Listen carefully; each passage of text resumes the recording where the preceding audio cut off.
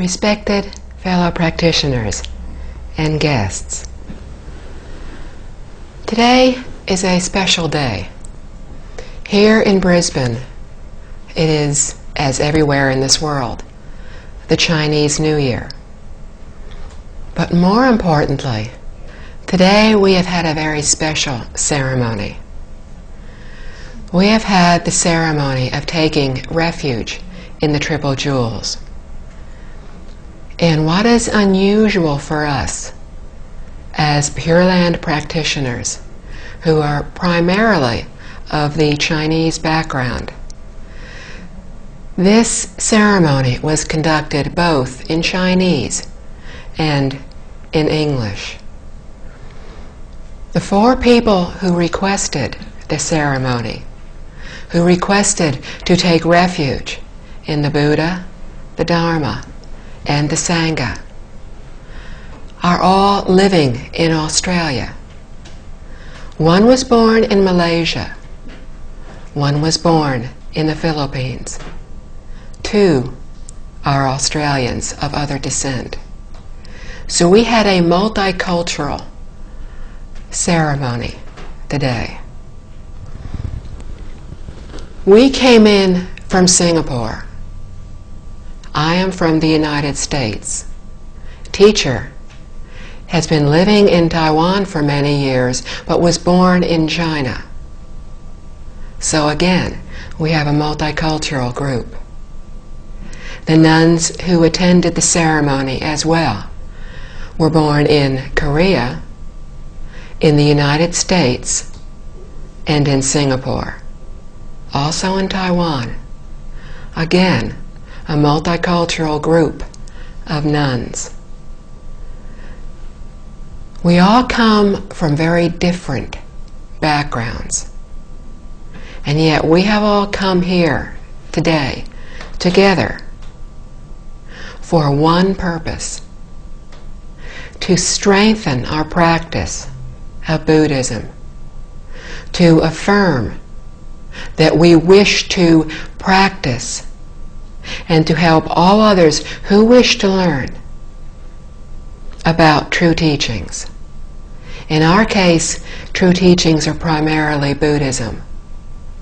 But true teachings, teachings that are the truth, go beyond religion, culture. The truth. Good teachings are the same regardless of the language they are said in, regardless of the religion they arise from. Loving kindness, compassion, respect for others, wisdom, living in harmony, searching for world peace, searching for why we are here, searching for answers to our questions. These are common to all religions, all teachings, all cultures. In Buddhism, as in good teachings, what is important in our practice is not necessarily just reciting a sutra, chanting a Buddha's name, chanting a mantra, sitting in silent meditation. That is one part of our practice. But the more difficult part of our practice is to take what the Buddha has taught and use those teachings in our everyday lives. That's when it becomes very difficult. When we are in the cultivation hall, it is not that difficult to practice patience, concentration, because there are no interruptions. We are all doing the same thing. So patience is very easy. There is very little in the cultivation hall that can make us angry. Again, we're all doing the same practice.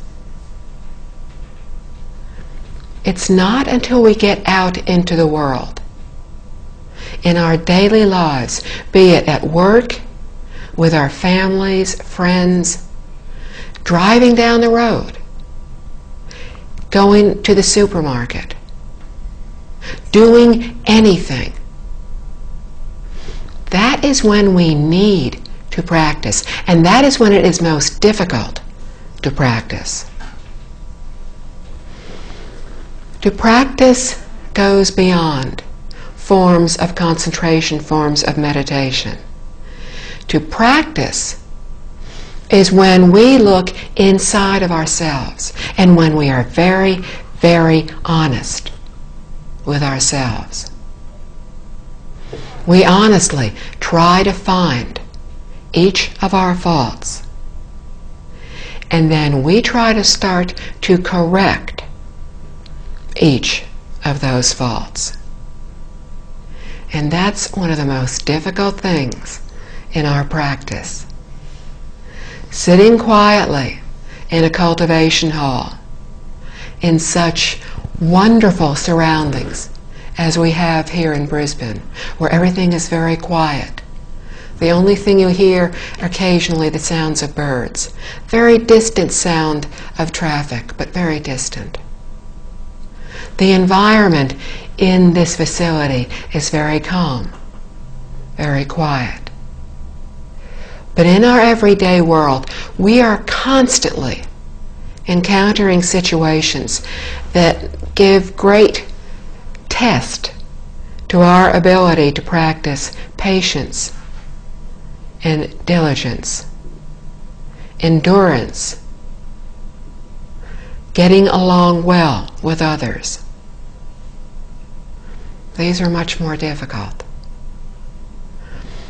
But when we are with others is exactly when we need to practice. In the next few days, we will be giving talks on Liao Fan's 4 lessons. We have given those talks here before. Each time the talks are given, they are a little different for 2 major reasons. Each time we give the talks, we understand the teaching in them a little bit better. And we can bring that understanding to the talks.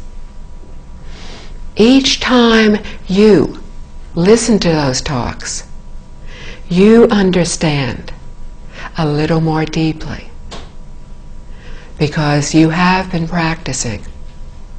Your cultivation in this lifetime is getting stronger. I say in this lifetime because we have all practiced many, many lifetimes. If we are in this room, able to listen, able to give a Dharma talk, if you are here to either take the 3 refuges or to be with your friends who are taking those 3 refuges, we have all practiced before, or we would not all be here together. And most likely, we have practiced together before, have known each other in past lifetimes. So there are no coincidences. We are all here for a reason. Everything in our lives is destined. Decisions that we made many, many years ago were destined. Decisions that we made that led to all of us being here today were all destined. But they were not destined by another outside force, another being. Excuse me. We ourselves destined. We ourselves. This is destined. I'm not sure of the cause and effect, but it is destined. We are all destined to be here. I am destined to cough. So far, you are not destined to cough. Hopefully that's my cough destiny for today. We destined it. Nobody else did. We determined by our past thoughts, our words, our deeds, what this life would be. But just as we destined what our lives will be, we alone can change that destiny. We can decide, we can make a conscious decision. We can say that from today on, we will do everything we can to think only of others. We will stop thinking of ourselves. We will stop thinking of self-benefit. We will stop thinking of, if I do this, what will I gain? What is in it for me? We will sincerely, spontaneously do everything we can to help others. We will not have to think, should I help this person? Should I not help this person? We will see that what they are doing is good. And we will automatically do whatever we can to help them. This is practicing Buddhism.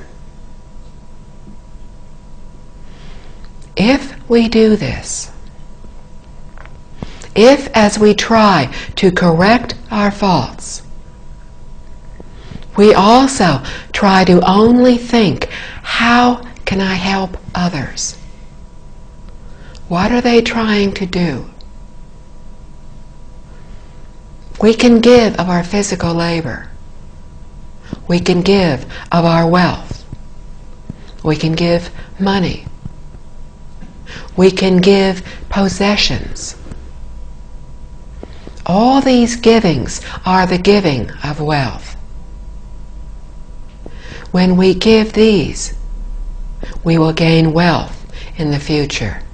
And our giving in our former lives of wealth has determined whether we will have money now, whether others will help us now as we helped others in the past. The second kind of giving is the giving of teaching. What we are good at and others wish to know, we teach. We teach without holding anything back. If we hold something back, and this is very often done in the workplace, if we hold something back, we are not truly teaching others. Often what happens at work is our supervisor will ask us to teach a new person what it is we do.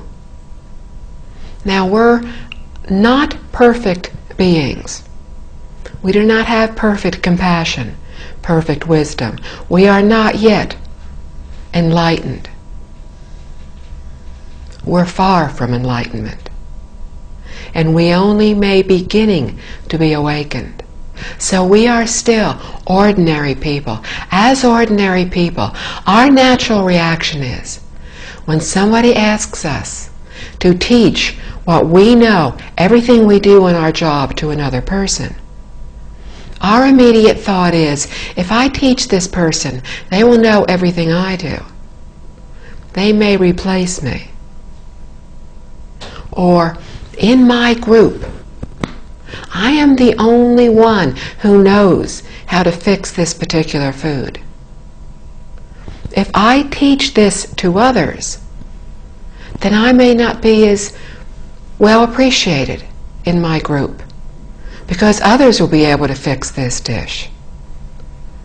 And maybe they'll do better than I will. So I'll hold out one little ingredient.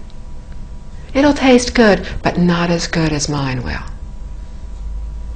At work, we say, I will teach almost everything, but I will withhold some information about how to do things very quickly, and I will remain indispensable to my employer, and I will not be fired. If we teach others without holding anything back, if we do everything we can to share our knowledge with them as long as they wish to learn, then in our future lives we will have wisdom. If we have wisdom in this lifetime, we gave wisdom teachings in the past lifetimes. But people who are ignorant in this lifetime did not teach others everything when they could have. The result of withholding teachings is ignorance. The third teaching is that of fearlessness. The teaching of fearlessness is to remove others' fears, the insecurities of others. This can be many, many different things. It can be as important, as awe-inspiring as one person giving up their life for another. Equally important can be seeing somebody who is unhappy, who is worried. If we know them, we can just walk up and give them a hug. If we do not know them, if we just see somebody, we're in a store, we see somebody, we're at the office, somebody is upset, we simply look at them and we smile. This is to remove the fears, the insecurities of other people. If we do this, we will receive in our future lives health and long life. Those who practiced the giving of fearlessness in the past will have healthy, long lives now. If we give these three forms of teaching while thinking, if I give wealth, I will gain wealth. If I give teaching, then I'll be wise. If I give fearlessness, if I calm others' securities, then I'll have a healthy, long life. If we think this way as we are practicing our giving, then what we get back will be small, because we will have given for selfish reasons. We will not have given purely. Our giving will be tainted with a bit of insincerity. But if we give completely without thinking of ourselves, we see somebody needs help, we help them. We see somebody wants to learn something, we teach them. We see they are worried, we comfort them. And if we do this spontaneously, we don't think about it. What they are doing is good, we help them. When we give in this fashion, we are giving as Buddhas and Bodhisattvas give. And when we give this way, we are in touch with our Buddha nature, our true nature that is within us. We all have this true nature. We all have the ability to become enlightened in the future. We all have the ability to uncover perfect compassion, perfect loving kindness, perfect wisdom. It's already within us. When we give from these perfections within us, we are not giving as I, myself, as this body is giving. If you are trying to lift something heavy and I help you to lift it, it is not me who is helping you. If what you are doing is good, and I spontaneously, without thinking, I automatically help you to lift what it is you are trying to, then I am in touch with my true nature. Our true nature is all the same. It is not my true nature, your true nature, your true nature. It is all one. We are not different from one another. We are all one. Throughout the universe, everything in the universe is one. Deep, very, very deep inside of us, we know this. But this knowledge is buried under lifetimes of bad habits, lifetimes of selfishness, lifetimes of greed, anger, ignorance, doubt, arrogance. These have buried very, very deeply all the good qualities that we have within us. But any moment we can tap into them.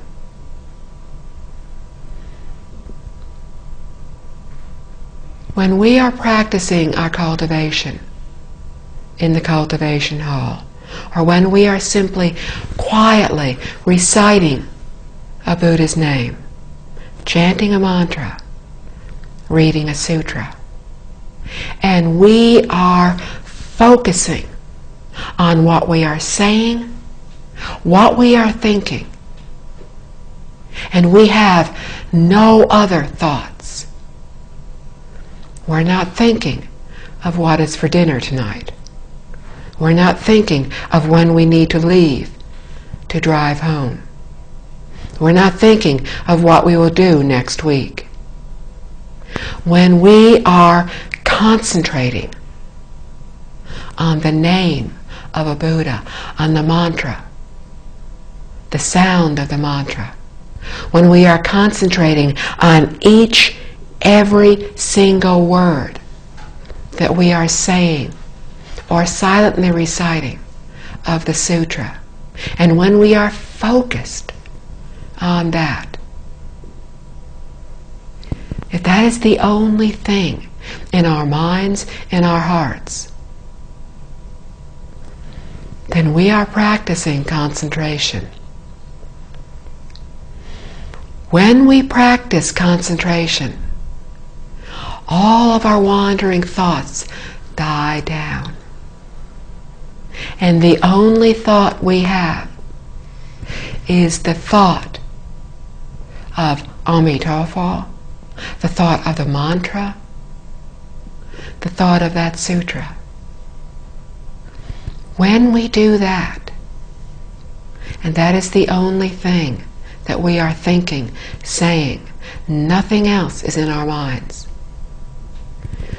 we are getting in touch with that true nature inside of us. When we are in touch, even for an instant, with that true nature inside, our wisdom will surface for that moment. When we are concentrating on listening to a teaching, listening to a lecture, to a translation of a lecture, even though we have listened to that similar lecture, even the very same lecture, we could be listening to a tape. We could be reading the same book. When we are listening and we hear something and we think, I understand that now, or I understand that better, that's what that means. That is because we are focusing and we are concentrating on that lecture. And because we have been concentrating, focusing in our cultivation, we are able to get in touch with our wisdom. It may be for just a second.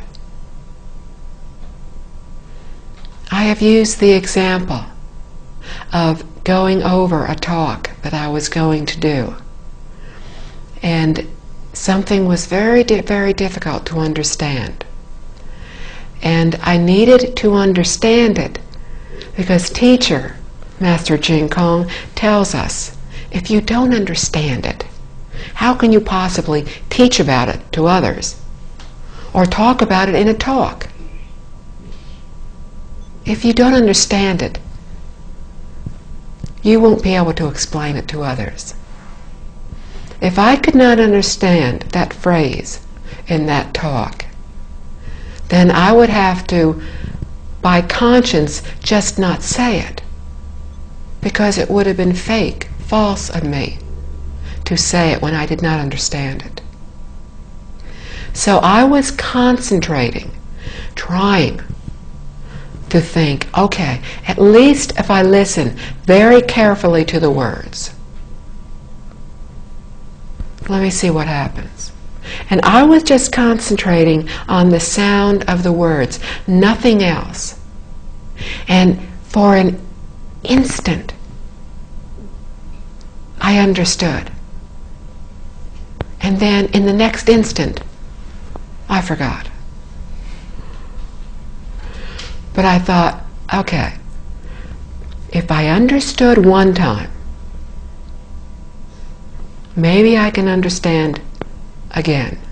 And this time, I'll be a little more aware and see if I can remember this time. I went back to the beginning of the sentence and I read it again as carefully. Again, I was only concentrating on the sound of each word, each syllable. Again, I understood. And this time, I remembered. In that instant, because I was concentrating, I was more in touch with the wisdom that is inside all of us. That was what allowed me to understand. When we do things selflessly, when we do things to benefit others, we will be in touch with that true nature. After the ceremony today, we were talking, and the subject, actually there were many subjects in our conversation. One of those subjects was learning how to teach Buddhism to others, and how to do so, and how much we need to know. Master Ching Kong had been talking about studying the classics. The study will be done in Chinese. Our conversation was in English because all of us speak English. And if any of us speak a little Chinese, it is a little. So our conversation was in English. Our study needs to be in English. So we were talking about how we can learn to be able to help others.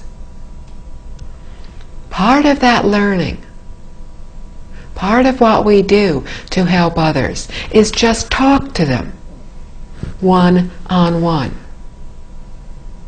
When we meet somebody and somehow Buddhism enters the conversation. My mother is particularly good at this. Within a few moments of talking to people, my mother has told them that her daughter is a Buddhist nun and has very briefly given them my life history. My mother is a one-woman teaching unit in the United States. My mother is able to do so not because she listens to my English talks on tape. They very nicely lull her to sleep. She did say that she was having difficulty listening to my tapes because she had too many wandering thoughts. So I know she listened to at least a little bit of one tape. My mother is able to tell others very briefly about Buddhism. But what she teaches is wonderful. First of all, she's smiling the whole time she's talking to people. And this is why they started talking to her in the first place. My mother walks around smiling. She's very outgoing. She tells them very briefly about Buddhism. She tells them Buddhism makes people happy. She tells them whenever she goes to the Taoist Buddhist Association, everybody calls her Mom. Everybody warmly welcomes her, and always has from the first time she walked in the door. People talk to her. They treat her with respect. They're very warm. They're very caring. She tells people this. She lives in a building, in an apartment complex, where many older ladies and a few older gentlemen live. And they all talk about their children as generations of parents and grandparents have spoken about children and grandchildren. And as so often happens in our world today, most of these ladies discuss how their children never come to visit them. Some of their children do not live in Dallas. Some of their children live in other countries. Many of their children live very close to them. But their children rarely visit. They may telephone occasionally. One person recently, when asked, "Do you have any family?" said, "No, don't ask." He probably did have family, but they have probably quit calling, quit visiting.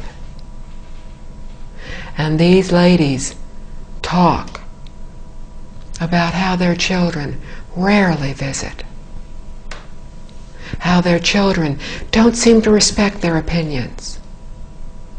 When their children visit, they don't listen to their parents. They don't treat them with respect. And my mother sits there smiling and talks about how she emails her daughters daily. My mother is 85 years old. In March she will be 86. But she emails both my sister and myself and my two nephews. Anytime she's having problems with her email, she gets very frustrated. She's getting very good. She has learned how to fix what she does wrong. So now she's learning how to correct her mistakes on the internet. She tells them, she emails her daughters every day. Her daughters call her. She tells them that I am usually in Singapore, more often now, traveling through Malaysia and Australia as well, that I call her, that I visit her, that I come from halfway around the world, because teacher says, if your mother is ill, go home, take as long as you need to, visit your mother. And this is what I did a year ago, when she had a very rare occurrence of not being well. So she is able to say, my daughter visits me from halfway around the world. This is what her teachings are all about. So she tells them not very much about Buddhism.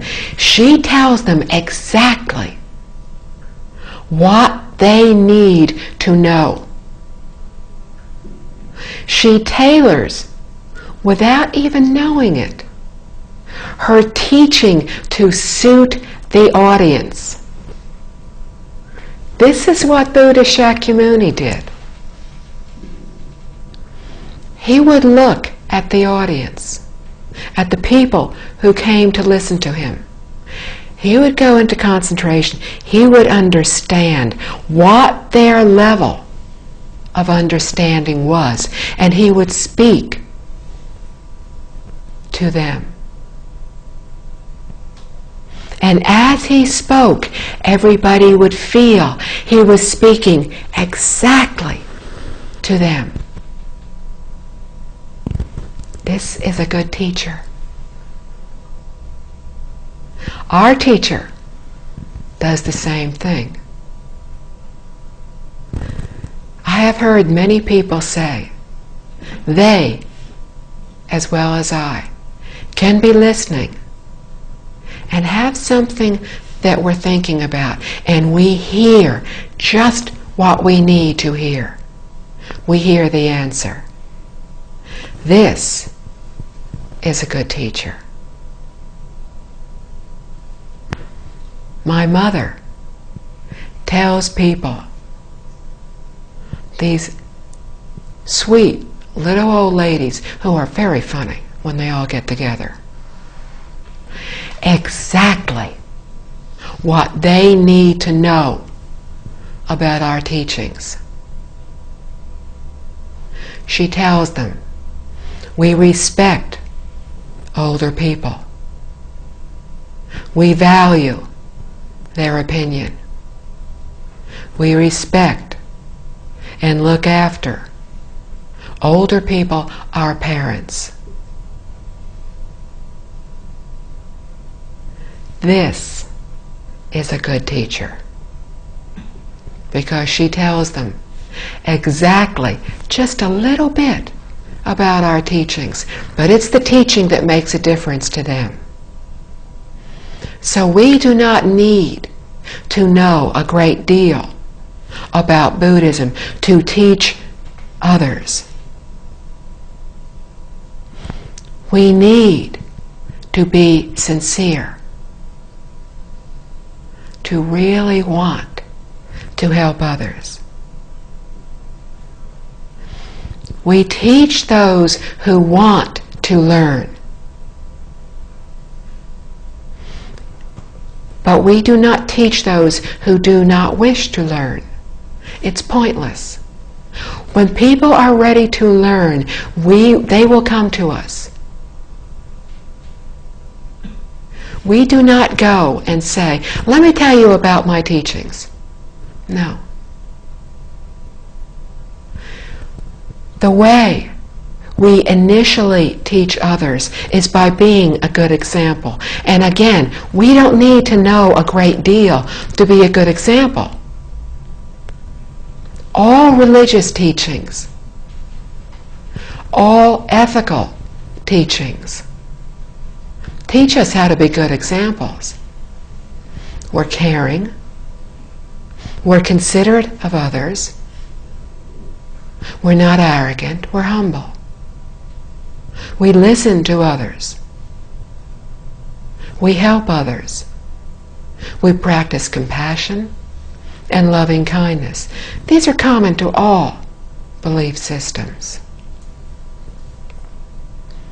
We are good examples when we practice these. And when we practice these, people will notice. Because when we practice thinking of others, when we know that to become angry is pointless, it accomplishes nothing. When we practice remaining calm, remaining serene, being quietly happy, being more overtly happy, others will notice, and they will say, "I remember 6 months ago, several months ago, you used to lose your temper a lot more than you do now. And very honestly, don't take offense, but very honestly, you used to be very irritable. You're not quite as irritable as you used to be. You seem happier. You seem better able to take change in your life and not get upset by it." Why? This is when we teach people about Buddhism. We tell them why we are happier. Because we worry less. Because we're not worried about getting many, many possessions. All we think about is, do I have a good place, a safe place to live? Small, but safe. Do I have enough to eat? Not fancy, just good, nutritious food. Do I have clothes to protect me against inclement weather? Not a lot of them, just enough. When we are not thinking of how do I get more things, but we are living simply, we will worry less, and that will show in everything we do. We will not be attached to things. If something happens, we loan something to somebody and they do not give it back, we no longer become upset. If we loan something to somebody and they break it, or we break something, it doesn't bother us like it used to. Because we realized everything is impermanent. Everything will break. Everything is in a constant state of breaking down and changing. The cup that dropped on the floor just broke more quickly. My body is breaking more slowly, but it is also suffering change. It is also impermanent, None of us is the same as we were when we walked in this room. We cannot keep anything. We take nothing with us, nothing physical with us to the next lifetime. We can take our vows to help others, and we take our cause and effect, all the results of what we have done. But we can't take any of our possessions, our friends, our family. None of these things can come with us. When we understand this, when things go wrong, we will not get as upset as we used to. When we have problems, when somebody says something to us, we will no longer get upset because we understand cause and effect. We understand if that person said something to hurt me, it is because I said something that hurt them in a past lifetime. No point in getting angry. They're just giving back to me what I gave to them. Understanding this, I can choose to not return that unpleasantness, and in that way I can end the unpleasantness. These are all very simple teachings, but they can have profound, far-reaching impacts on our life. When we practice these, we are good examples, and this is how we teach people about Buddhism. We can talk to people very simply. Teacher has said, concentrate on books on cause and effect. Patriarch Ingguang, who lived at the beginning of the last century, 13th Patriarch of the Pure Land School, taught primarily 3 books. He advocated the teaching, the book called Liao Fan's 4 Lessons.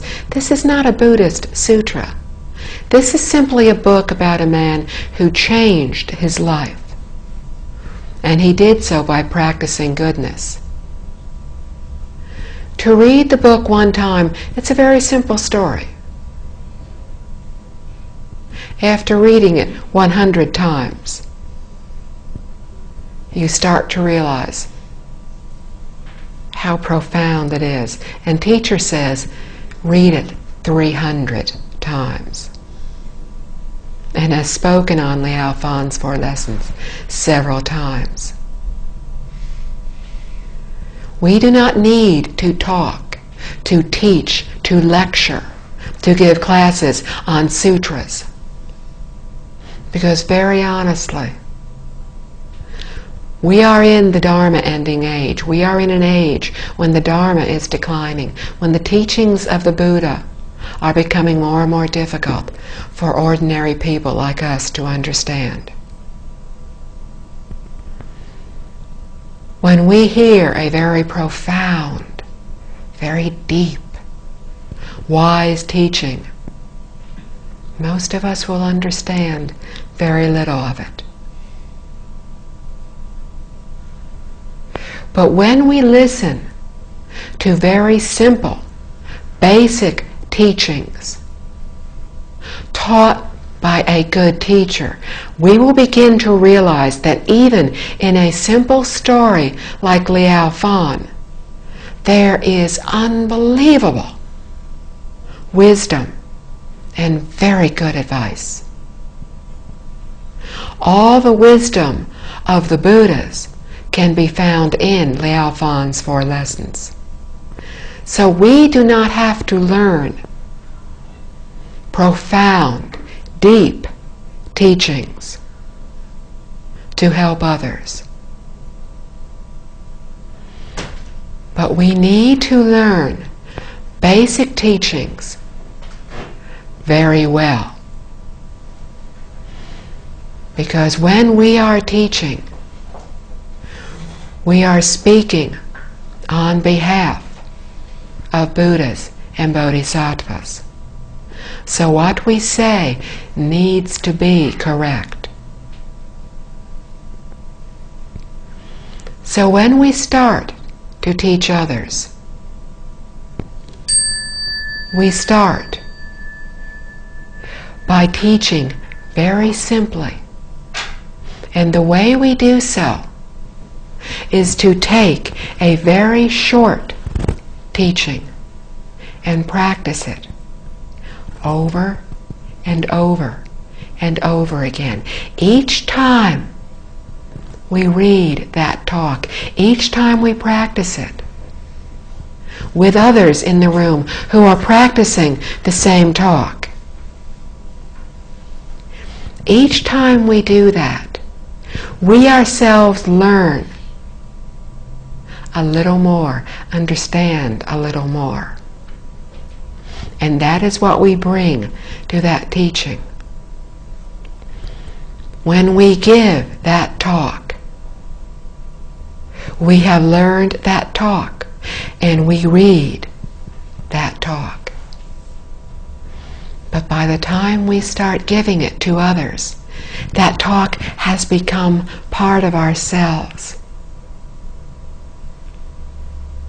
And even though we are reading it, it is very honest, very sincere, and people feel that. And that is all we do initially. We just give those very simple talks. And as time goes on and we learn more, we teach more to people. When we are talking to others about Buddhism, we also keep it very simple. Again, my mother is the perfect example. She tells them very briefly, in just a few sentences, a few very true things about Buddhism. If they wish, if the time is right, they will find out more. If conditions are right, they will be able to find out more. So when we are helping others through trying to teach them, we set a good example by living the teachings ourselves, by being kind, thoughtful of others, respectful of all people, all things. We practice compassion, loving kindness, patience. We think of others, not ourselves. We tell them just what they need to know at that one particular moment.